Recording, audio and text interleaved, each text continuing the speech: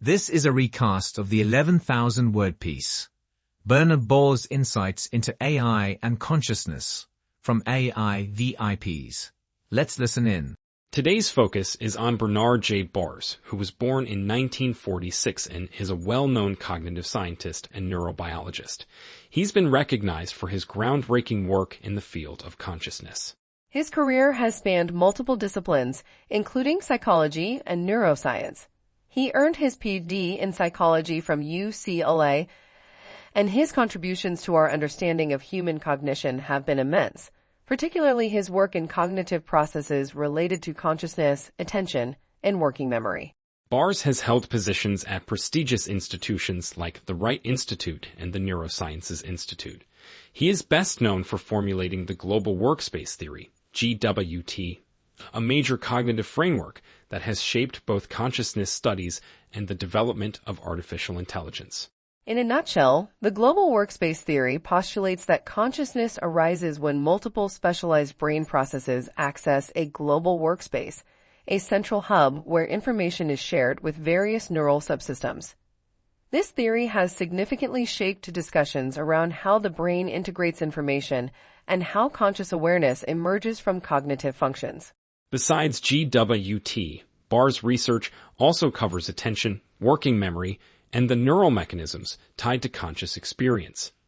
His work has provided insights into how the brain focuses on relevant information while filtering out distractions.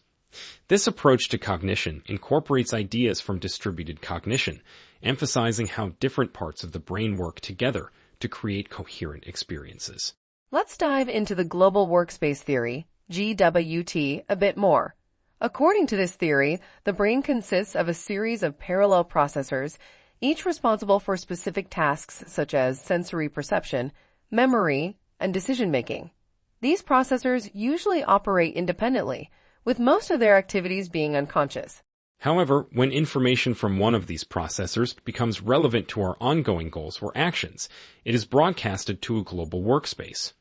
This global workspace functions as a central hub that lets different cognitive subsystems access and integrate information. The process of broadcasting allows for coordinated action, decision-making, and conscious experience. Baars' theory suggests that consciousness is not tied to any single brain area, but rather emerges from this dynamic broadcasting system, a system where relevant information is accessible globally to a range of cognitive functions.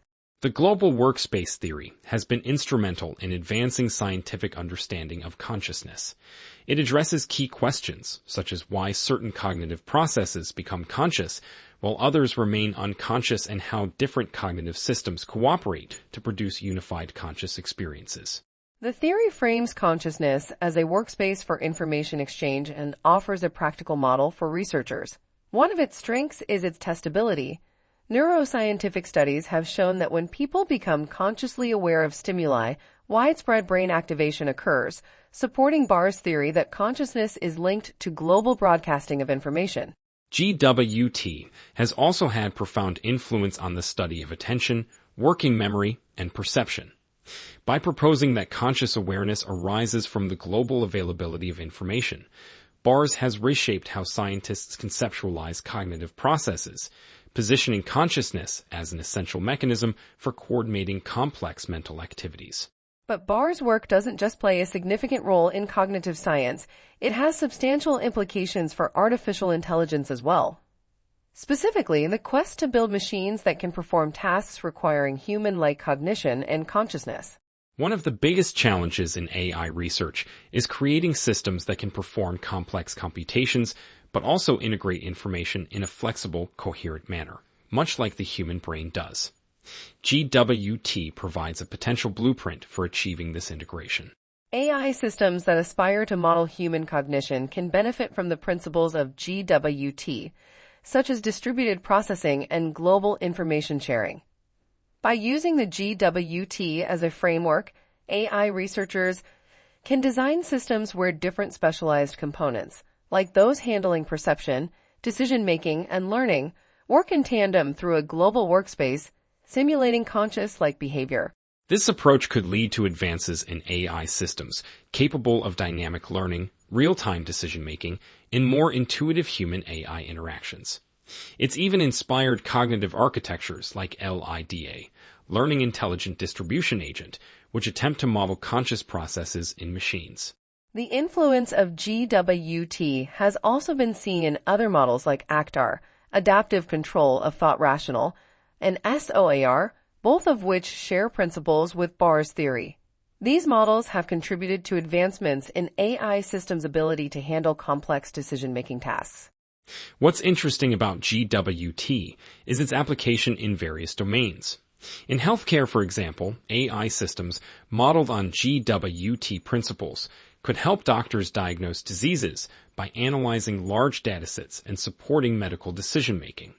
In education, GWT-inspired systems could enhance personalized learning by integrating data on student performance and tailoring educational content to fit individual needs. As we look to the future, the question remains, can an AI system ever truly possess consciousness? This is one of the most debated topics in both cognitive science and artificial intelligence. While GWT provides a framework for simulating consciousness, it doesn't necessarily imply that machines would experience subjective awareness. Some researchers argue that implementing GWT in AI systems could lead to functionally conscious machines capable of behaving like conscious humans. However, others contend that simulating functional aspects of consciousness isn't equivalent to creating subjective experiences. Therefore, whether functional consciousness is sufficient for true awareness, or if subjective experience is a necessary component of true consciousness, still remains up for debate. The development of AI systems that mimic or potentially achieve consciousness raises several ethical considerations as well. If AI systems can simulate human-like awareness, questions arise about their rights and responsibilities. Conscious AI could challenge existing hierarchies in employment and redefine the concept of companionship. The notion of controlling a conscious entity could be viewed as morally problematic as well. These moral and legal challenges will need to be addressed before conscious AI systems become widely adopted. Regulations might need to ensure that conscious AI systems are not exploited for labor or other purposes without consideration of their well-being. In conclusion, Bernard Baars' global workspace theory has left an indelible mark on both cognitive science and AI research. As AI systems advance and move toward more human-like capabilities, GWT will remain a critical framework for understanding and guiding the development of intelligent, potentially conscious machines. But as we venture into this new frontier, it's crucial to carefully consider the ethical, philosophical, and societal implications of creating AI that blurs the line between machine and mind. That's it for today.